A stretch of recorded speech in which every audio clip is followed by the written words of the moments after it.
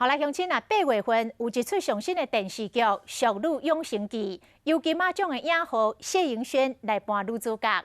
主要是咧讲，一个为下港到台北打拼的女性，拢伫要40岁咯，要无车、无厝、无囡仔。导演讲，透过这出台语的笑诼剧，希望每一个女性，不管几岁，拢爱肯定家己，活甲欢欢喜喜。 新戏剧8月就要播出，金马影后谢盈萱伫内面是演出39岁对台南来台北打拼的女子，无翁无囝，好亲像一事无成。我是陈嘉玲，一个住伫台北，毋过永远毋是台北人的台南查囝。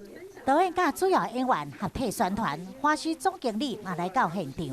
我看过这个片子哦，我第一个感想是说，哪时候可以有一个熟男的那个养成记啊？这样以后我们男生也可以有演出的机会，对不对？他会用最大的努力让他的爸爸妈妈知道，他会活得很快乐。这个戏就是希望，就是献给所有的女性，就是对自己的评价真的可以放松一点，没什么大不了。热门话题要录情这人剧，李贝也播出最后一集，电视台邀请20影迷甲演员做伙看最后一集。